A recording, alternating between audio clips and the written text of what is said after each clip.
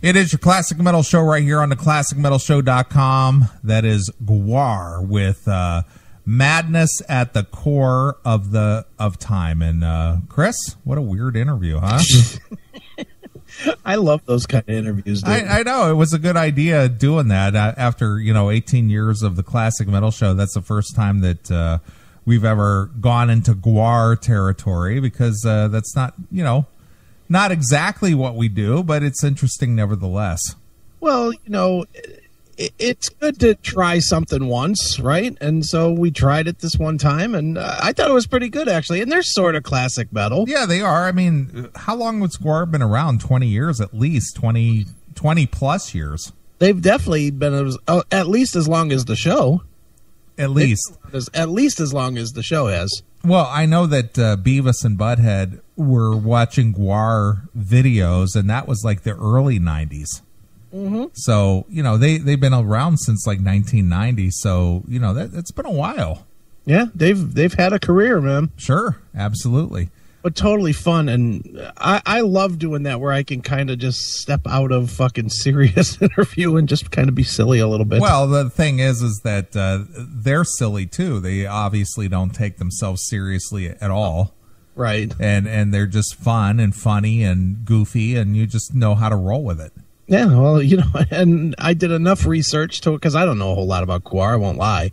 But I did enough research to where the questions were fun and, it could be kind of fucking hokey. And he hung with them, and, he got the fact that you get their silliness. Yeah, it was good. Yep, absolutely. How about you, Veronica? Are you a Gwar fan? Oh, she's eating. Well, then you should be doing the Talking Metal Show instead of that's the metal show. Sure, they eat on the mic. Yeah. You'd be right at home Just there. saying. No. I don't want to be rude. So what are you eating? Actually, if I may. You may. The lovely Jenna here has made me a plate of cheese and crackers and grapes and all these wonderful things, and I can't resist. So, well, as you can tell, I love to eat. I mean, it's kind of obvious. I have to correct you, Veronica. Yes. That is a name we do not say on this show. Why not? Because I was told that I was never allowed to say that name. My bad. The lovely house guest. You know what? I should put it right here on the mic. I should. Go ahead. Mm-hmm. Go ahead. Mm-hmm. I'm not afraid of that person. Mm-hmm. Maybe you should be. I like that person a great deal, but that person is the one that said, "Don't you ever say my name on the radio. Oops. Don't ever do it." I'm sorry. I didn't know that. Oops. See, now I really messed up, and I'm not sorry. You gave away her secret identity. Mm-hmm. Now, the whole world will, every time she goes anywhere, they'll be like, "I heard you." I have ruined her life. Yeah. You bitch. Crackers and cheese. You think she may put some poison in the crackers and cheese, and I might start foaming at the mouth and stuff? I don't know. There might be two very full ducks out back tomorrow. The geese, which they do have out here. I'd never seen geese shit. Geese in the you saw plenty of geese shit today. I didn't. I didn't know what it was. You just told me to step over it, and it didn't look like any bird stuff that I've ever seen. And wow, thank God you didn't take a taste. No, I wasn't that hungry. I'm just saying it's you are now. You know what? What? I love you. I love you too. Mm-hmm. Mm-hmm. Next. In very foul and evil ways do I love you, Veronica. Mm-hmm. Holy jeez. How many times you've held my picture up with one hand? Okay. Oh, on the iPad. I take it. That's a new way to do it now, huh? Let me just tell you how this works in the modern world Please today. let me know, because I'm kind of old school. What you do is you can go to Google Images, and you can just push one button and it saves them all. And then there's a happy little flower on the iPad. And all you have to do is push this happy flower. It looks so happy. Happy flower. Okay. And when you push the happy flower, every 15 seconds or so it changes pictures. So you can have all of these pictures that you stole from Google just cycling through as you play bang and find the fucking with your fist up in the air. Give a little rub and raise the horns like you just don't care. Yeah, that's it. And, before you know it, you're banging at the same time the chorus Let me feel is. your pain. That's right. You want to change the lyric to squirt. I mean, it's just... That's up to you, son. Well, yeah. Man, wow, yeah, okay, and I'm trying to keep up with you. All right, let's just get to the real, since we're in this path anyway, Veronica. How many times have you really thought about the fact that there are definitely dudes jerking to the pictures of you that are out there?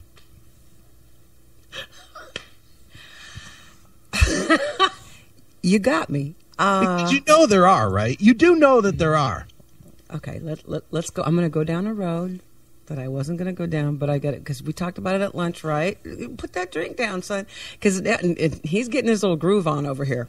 Good. Because he was trying to be all straight laced and everything earlier today, and now he's kind of like got the little slits for eyes. You know what I mean? It's all good though. It's all good. Y'all like the little slits. I know you like that. Look, straighten up, son. Should I like the big slits? Big old sloppy wet slits? No. We don't want to go down there. No, don't. I do. Echo. No. Okay. So. Wow. All right, so back to my question. Yeah. Dudes jerk into your pictures. You do realize that happens. I didn't get that until I started, really during the Facebook thing, because I waited a long time before I did any Facebook stuff or anything, because it's hard for me. I've got so much going on with the motorcycle accessory company and all that kind of stuff. Anyway, long story short, yeah, I get it. I get it now. I get it when I get certain emails, and I just kind of go, whoa. So for me, you just got to know me. It's a part of me is like kind of flattered, and a part of me is just like, really? It's just I never was that, I just not that attractive. I don't know. It's just well, how that's I feel a lie, myself. but go ahead. Yeah, that's okay, but that's how you perceive. I mean, I know that's how every guy perceives it. Okay. I can show you text after text from people that I told that you were going to be on the show today. They're like, she's fucking hot. I can't sit. Don't get me all emotional and stuff, but that's the other side of the coin. That's just how I am. I'm kind of grateful. I would rather it be that than somebody burning my stuff in the trash. I mean, what's wrong with that? And I just like hold it up with one hand, go. I mean, that's kind of cool. Well, okay, so let's play this out a little bit. So, merchandise wise, you guys have what? Shirts and hats? Oh yeah. Well, no hats or anything. Hats. But definitely shirts. I have hats. You have a Benedictum hat?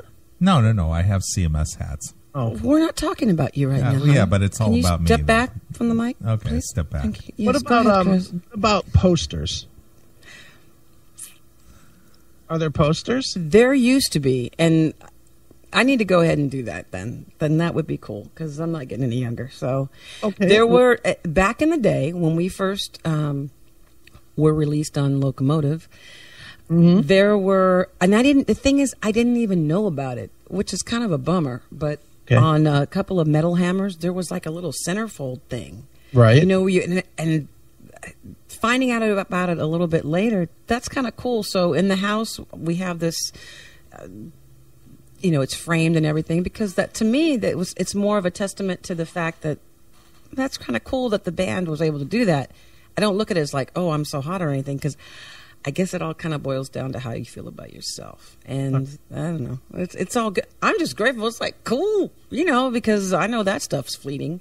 And when I'm like with my Depends and shit and my, ginkgo biloba and stuff and can't remember what the fuck your name is, I'll be like, oh, back in the day, really? I mean, it's all good. It's kind of like more than I had expected anyway. So to me, it's a plus. So let's give you a practical scenario here.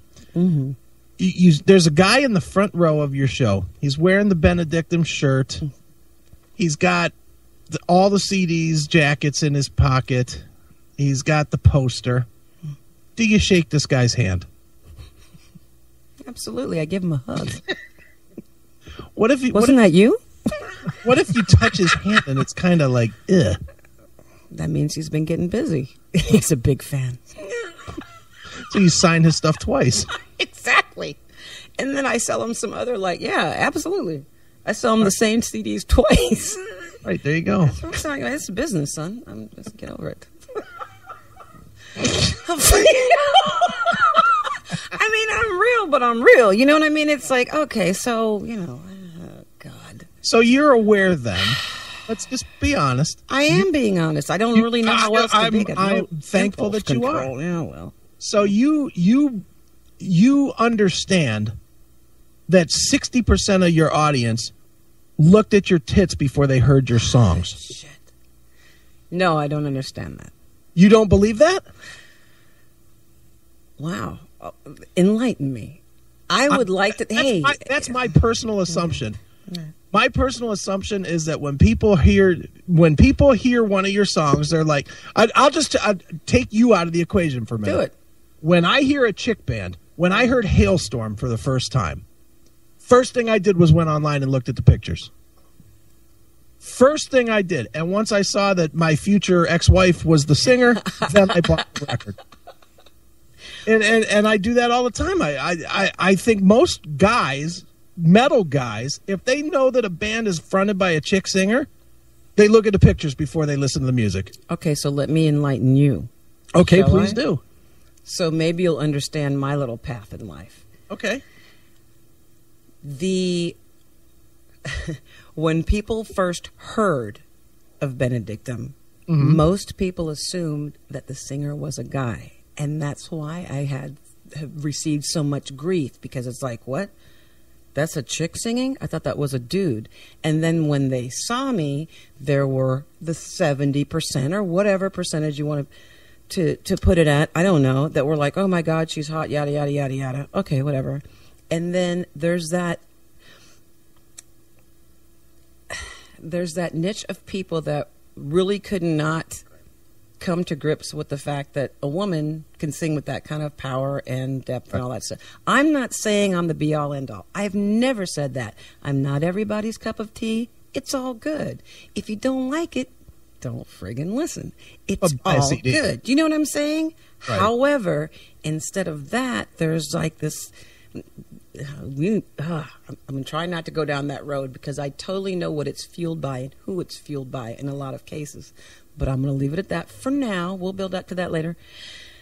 Well, okay. Let me play off of this. Go ahead. So, the first thing that I remember hearing from Benedictum, and I honestly can agree with the first time I heard you, Neeley played it for me, honestly, and I was like, no fucking way. Yeah, that's not a chick, and that's because the first thing I heard, and Neeley, cue this up, was the cover that you did, the Black Sabbath cover, the Heaven and Hell, the one with that guttural scream at the beginning. It's like, ah! It's like, holy shit! And that had to be with Mob Rules, then. No, that was Mob Rules. Okay. Yeah, and hearing that and thinking that's a chick, that's like scary. It is scary. And I think that speaks to that subliminal subconscious thing. I get that. That's why it's like it doesn't kind of surprise me. Sometimes it used to hurt my feelings until a few people, especially some really strong women, were like, you know what, I used to get that shit, and I got the same person talking shit about me and blah, blah, blah. And I thought, I'm going to do what I'm going to do. You may not like it. It's all cool if you don't. You don't need to cut me down. I'm not sitting there cutting you down. And when was the last time you were on stage? You know what I'm saying? You get revved up. Is it frustrating, though, as a chick, as a hot chick that's in a band, is it frustrating that you're judged there first? Because, let's face it, guys can look like anything. Look, there's a band out there called Tankard, and those guys look like fucking scuzzballs. and those guys have had a 30-year career. But I guarantee you, if you looked like the guys from Tankard, you would have had a one-album career. It's true. You're right. You're absolutely right. There is, man, I've been asked that sort of question, but not as eloquently put as you just did, to be honest. And, I'm not kissing your ass. I didn't bring the chapstick like I told you. Look, the bottom line is that, got some right here. Break it out, honey. It was... I've had a lot of interviews where I've been asked about how do you feel about the female thing and blah, blah, blah. I just want to be known as a good singer, and it shouldn't matter. Okay, that's great. What bothers me, and this is one of my pet peeves, is that when you go on certain social media, that you will see so-and-so, the best female vocalist. and there'll be all these comments about, well, no, so-and-so is hotter. And it automatically diverts from this woman can really sing, or she really belts it out, to, but so-and-so's hotter, her tits are bigger, sorry, but that's just the way it is. Or she's, prettier and blah, blah, blah. And it digresses. And I just don't see that from male vocalists. It's cool. Maybe it does happen, but I don't see anybody, well, his package is bigger and he looks like he's really bringing it. Well, it's because the metal audience is 80% guys. And so? Well, my thing is, so guys aren't going to be checking out let's guys' go packages. about the metal. Don't come up with metal in your middle. Either it's good music or it's not. Either you bring it or it's not. And I was talking to Neeley about this earlier. Zip it. I was talking to Neeley about this earlier, that I'll be the first one to tell you that just because it's female fronted, I understand the prejudice against that, because not all of it's that good. No, I agree with what you're saying, but at the same time, most of the chick bands, and I don't know if you did this or not, but most of the chick bands participate in that. They'll be in the fucking Revolver magazine hottest chicks in metal fucking episode, because it's good press. Yeah, and I'm with you on that. When I first started out, when we were on Locomotive, which is apparently no more, but that's for a whole nother thing. What was the plan of attack was, okay, we're going to put out a bunch of pictures of you and to get the attention, right? And then that's marketing. That's different. But my answer to many of the questions like that was, look, if you have a can of beans on the shelf, right? What are you going to go for? The plain label or the label that's, if the content is the same? But to me, it's all about the content, because at least at this stage, if I'm playing an MP3 or a CD in my car, and I love to drive, right?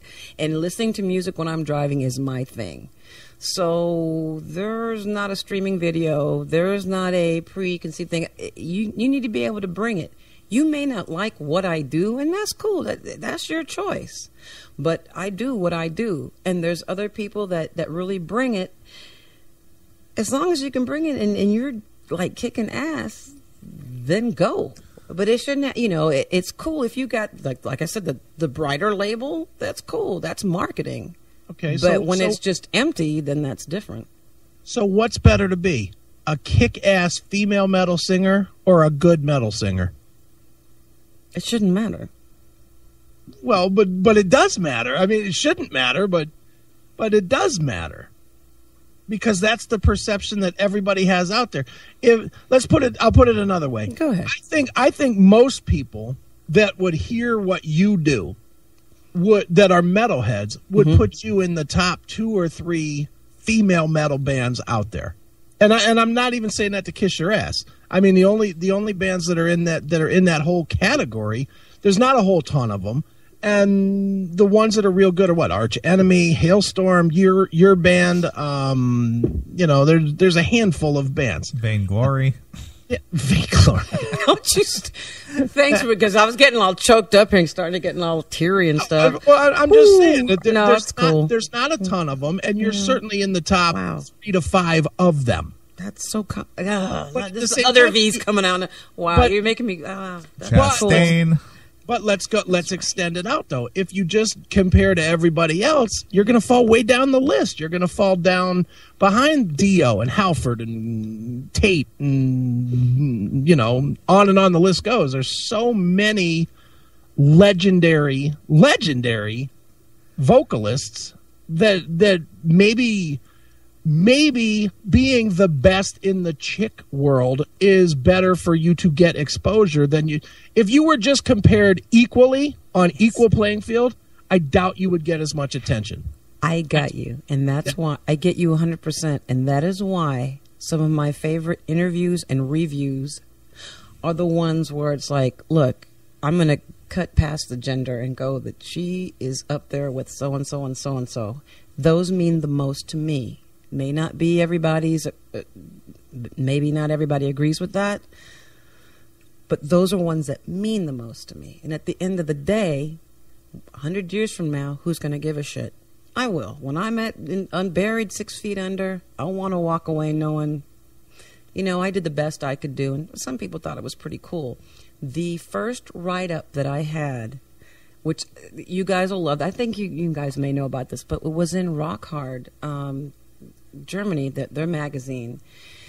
And it was just a little article, and it was for the first album, and it was a picture of me, and I had some, see-through kind of shirt on with the, all that kind of stuff. And that's cool. It's like I took the picture. Nobody put a gun to my head to take the picture, but I get it now. It's like, okay, you're putting that stuff out there. However, it was Dio mit double Ds. And I don't know how to say it in German. It was like Dio with double Ds. And I thought that was the coolest thing. And in the write-up was like, she is the bastard child of Ronnie James Dio and Tina Turner. Nice. And I was like, yes, that did it for me. That was it. That was it. It doesn't mean I am that, whatever. People are going to say what they're going to say. You know what? Say what you got to say. I'm still going to be who I am when I wake up in the morning. Sure. You may not like it, and you may love it. You may be a new fan. You may be someone who drops off the map. I don't know. It is what it is, and I think people have like a total misconception of what it is in general for music and musicians, and especially where music is now.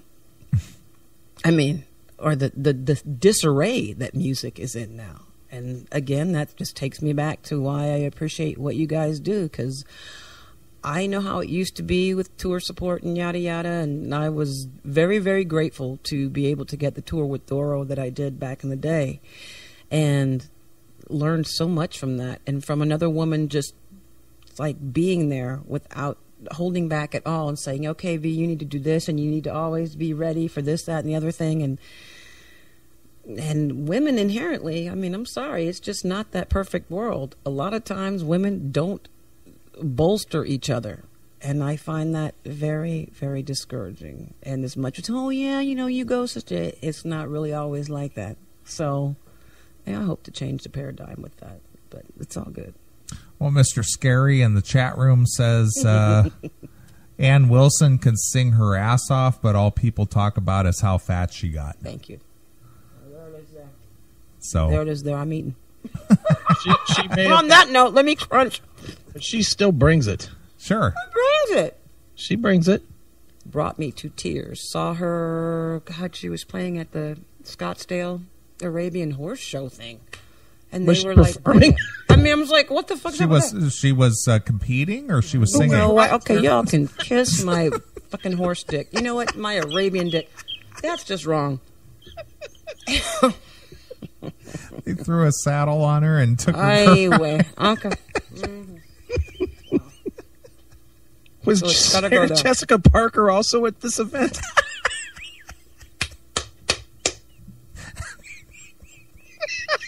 Boy, I'll put a bit in your mouth so fast you won't be able to see 3 ways to Sunday. Bitch, please. Really? Shit. You want to go there with? I don't think you want to tangle with me. Wow.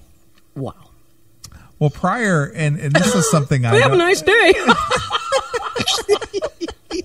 Hats off to you. Something I don't know, Veronica, and I've known you at least 7 years. I'm stepping away from the mic. I'm getting scared. What is it? No, I'm being honest here. Prior to Benedictum, what is your background? What did you do?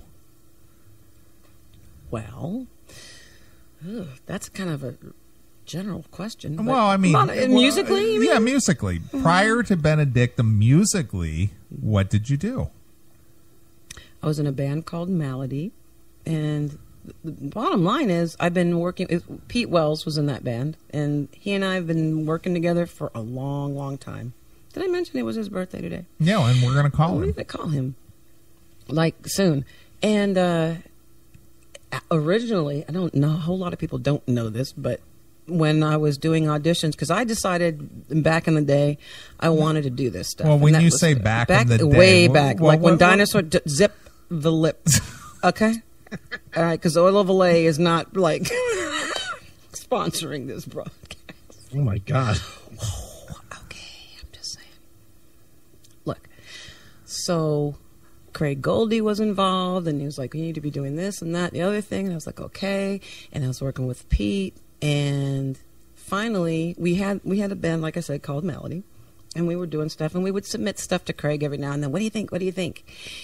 And it was like, and then finally, there just came a point where two of the members were like, well, we just want to play. And there's nothing wrong with this, so don't misquote me or anything. It's cool. It's just two of the members were like, well, we just want to play locally, and we're not out to try to do other stuff. And I'm like, okay. So we went and did our own thing and hooked up with Blackie Sanchez and Chris Morgan and yada yada. So we did a little rehearsal taping and all that kind of stuff. And Craig was like, "Now this is what we're looking for." And he's the one that put me together with Jeff Pilson, who I hear you say some interesting things about on this show. Jeff is a good friend of mine. Good, I know, but man, you guys are an equal opportunity. Like we are, but I've known Jeff for close to 20 years. Well, that's fine. It still didn't stop you from. I'm not saying. Okay, but this is a point that I wanted to make in the last segment to you, Veronica, where you said that we like to cut people down. That is an untrue statement. Really? That is a totally untrue statement. We only cut it down when it's bad. And if it happens to be our friends, tough shit. It still is bad. The only thing we have for this little dumb show is the integrity of the two hosts.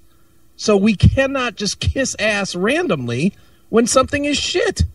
We cannot go out on the air and say, oh, this TNN record, we're friends with Jeff and we're friends with George and we're friends with Mick, so it must be great. We can't do that. We can't do that with your band. We can't do it with Dokken. I work for Dokken, and there's been no bigger critic of Dokken than me on this show. I mean, all you can ever do is be honest. And you know this as a band person. You would rather somebody be honest to you than lie to you. Thank you. And so, put it together. I've flown out here from Phoenix, Arizona, because I respect that more than you know. I know I give you shit and everything. And sometimes it's shocking to me what I hear. And I go, wow, that's just who I am. And I can't not be who I am. I would love to have more filters, but I pretty much have no impulse control. So, which is probably why I fit in real well with you two. But the bottom line is, you know what? You are right. It just takes me a little while to process. I'm just not one of those. It's like I sit there and listen to you. I mean, and Neeley, you look at my facial expressions, and my jaw drops, and I go, oh my god, and I'd say 90. And that's not 90% of the time. You're right. Do I like the delivery sometimes? No, it's a little hurtful, but that's just because I'm a sensitive person. That's just me. It may not be you or your listeners. That's just what it is. But you know what? You guys go with your bad selves. I'm with you. I'm here. I'm with you. And if we didn't have that, then people really wouldn't be informed, because it's just not like it used to be. I mean, I know, look, I don't care. It was back in the day. I used to find out on the radio what was so-and-so had a new album. Here's the newest cut from the such and such album. And I used, you know how it is. Mm-hmm. And it's really not like that. There's so much more information. It's like an overload. So anybody and their aunt, their uncle, their garage band, their cousin, their extended family twice removed can put anything out, and with the right kind of hype, make it look like they're really all of that. And it's just not so. Right. So, maybe. Yeah. The thing, though, that is funny is that I know you listen to our podcasts, and I'm not going to ask you about the TNN thing, but you've heard, forget that stuff, but you've heard when we bag on shows that just kiss the artist's ass. And it's so unbelievable that if you were listening to it on the radio, you wouldn't think the artist was good. You would just think that the host was an asshole. Yeah. I mean, that's the whole point of it, is all we ever do is be honest. Honest to a fault. And sometimes, it's hurtful. Yeah, have we been threatened to be sued? Yep. Oh, I bet. I mean, I have no doubt about that. And it is, it's your delivery and everything, but that's your groove. That's what you do. And nobody else that's listening to this really needs to hear that from me. I mean, that's why they're listening. Right. It's just from a person who is learning you and absorbing like what you guys do, it's like, wow, sometimes I just kind of go, damn, that was fucking brutal. And I just go, shit, wow. And then I get all like, oh, you know, feathers in a ruffle and stuff and go around. And then I think, well, it's kind of like how I felt, but I didn't have the balls to say it. And that, my dear, is why I love you guys. Right. Not all the time, but a lot of times I'm going to tell you, yeah, I would never be able to say it. But that's just sucked. Like, you know what I mean? But, you know. Well, let me ask you something. Don't. I'm eating. See, Neeley, let me just tell you how this is working tonight. This is mine and Veronica's show. Apparently. But we needed that, didn't we? I mean, we needed to reconnect and stuff. I'm glad you could play the songs in between mine and Veronica's talk. Hail and kill, caller. You're on the air. Oh, God. Hail and kill. Hey, boys, me again. I wanted to ask you, Veronica, what about a band? I mean, you know, we know that there are a lot of bands out there that make it that are just a drizzling shit. They just suck. But they, you know, but you have to respect their hustle that got themselves there. Like, even as shitty as they were, they hustled, had every door closed on them, and just banged the shit out of it until they got there. I mean, and we know that there are shitty bands that did it, but their hustle and their work ethic was so strong. I mean, that, you know what I mean? Like, my okay, dear, I know out. exactly what you mean. No, let me pick it up, because I'm going to tell you that person is who I want working for me. Bottom line. Exactly. It's period. It's like I always looked at it. It's like the athlete that's not very good on a team, you know, that got himself, and you ask, how'd this motherfucker get himself onto a pro team? But it's because he works so much fucking harder than everybody else. Thank you. Exactly. And all right, well, I just thought I'd put that out there. I appreciate that. Don't leave me. We're good. Because the other side of that coin is that, you know what, there's so many bands that are good that don't have that marketing, that connection. And then there's so many bands that really aren't all that, but it's all an illusion, the appearance that they're bigger than they are. And the game has changed. And when you have the social media thing, it's changed. So, like I said, I'm kind of old school, but you're right. And sometimes it's just like beating it down till you can't beat it down anymore, and you make it work. There's a local band around here. Well, they went national. Where's here? They were a great band from Cleveland. They're called Chimera. Now, they, for whatever reason, they just released albums that just, you know, were just freaking headbanging albums that were just great. But for whatever reason, they weren't able, and they had Roadrunner behind them. Oh, nice. They just weren't able to break out of this certain ceiling. Right. I don't know why. I mean, because it always seemed like Mark Hunter, their lead singer, was always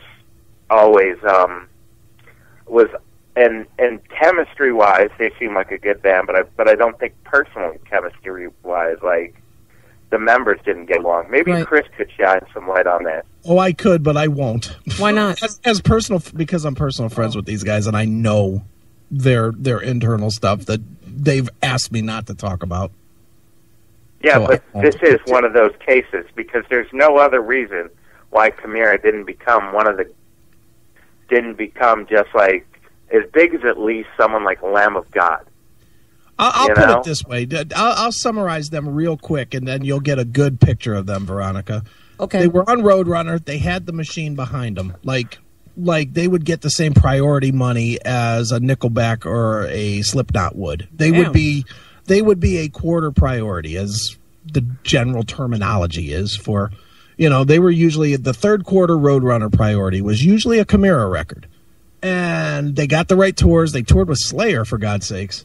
And it did well, and then they toured with Slipknot. Yeah, they did well on their tours, but they never broke out. And the truth, I mean, look, there's several reasons like why any band doesn't break out. One of the reasons was Chimera was a little bit too social. They were a little too into their fans and a little bit not they would work more toward their fans. They did all that cool fan shit that people want to have so much. The, individual listening parties and here's a free track to our fan club guys in Comfort Zone. And that's a big reason that they didn't break out, because they played way too much to the people that were already sold instead of constantly trying to grow. And really, you think that's why? Because I was watching. Well, that's one of the reasons. They also did not have a good reputation dealing with the clubs, and I won't get into that, but they had a lot of clubs that they had a lot of clubs internally, though. I watched the making of that album. Remember, they had the dehumanizing process, the DVD or whatever, and it just seemed like they weren't happy with each other. Oh, they're not. They weren't. That's why there's one guy left in the band. That's why Anvil's left. That's why 5 guys quit that band in 3 months. Because they didn't get along. They had that great last show. It was the Chimera Christmas 2011. Why are we talking about Chimera? What? Why are we talking about Chimera? Me and you will talk about Chimera on November 13th. How's that? Talk about it now. Okay, whatever. I was just bringing it up, and I got sidetracked. Punching out. All right, punching the fuck out, hail and kill, fuck you, pal. Hail Joe. What's up? Oh man, that was. We don't play Chimera. But. Okay. We don't play Chimera. Okay, I'm sorry. Did not. I could talk Chimera for hours because I'm friends. I could see that, but you just shut him down. That wasn't right. I don't want to derail the entire show. You already did. I thought we had a phone call to make. We got another interview to play. We got shit to do. Other than listen to stupid MOL waxing poetic about nothing. No. I will be the defender of the faithful. Go ahead. Go on, then. MOL knows he's a douche. Oh, I see. All right. Next. Well, I got an email here. Why are you talking? God. And who gave you a speaking part in my play? You're just an extra. Right. You're not getting union wage, bitch, please. Well, here's a question for you, Chris, via the email. Okay. I just bought the new Raven documentary DVD, which I had no idea was even out. Okay. Has Chris reviewed it yet? No, I don't have it. So I want to hear Take Control by Raven. Great show. Thank you, Mark from Valencia, California. All right. Well, thanks, Mark. I don't have it, but I will be reaching out to Raven's people to get it this week. Okay. I did not realize that was out there. Fired. Well, he said he didn't know it either. Well done, publicity department. Right. That would be. I don't know about it. I know about everything that comes out. Sure. Well, I say we play his request. All right. Maybe play a Benedictum request. Let's call up Pete. All right. Let's do that. Let's wish him happy birthday. Okay. Can we sing? I think we could probably sing. All right. Veronica, you're the singer. You need to sing. Oh, no, God. No, we don't want me to do that. Oh, yeah. Because what? Because it'll sound bad? No. Because you, professional singer, can't sing? You might be out of tune? It's all studio tricks. All studio tricks. It's all effects. Sure it is. Yeah, those YouTube videos that I see of the live stuff, that's a hell of an effect. That's we'll talk about that later. All right. All right. Well, I'm going to play a couple tunes. We'll come back. We'll call Pete, wish him happy birthday, and then we got Matt Center coming up, too. Cool. All right. Well, here it is for Mark in Valencia, California. It is Raven with Take Control exclusively here. On your classic metal show.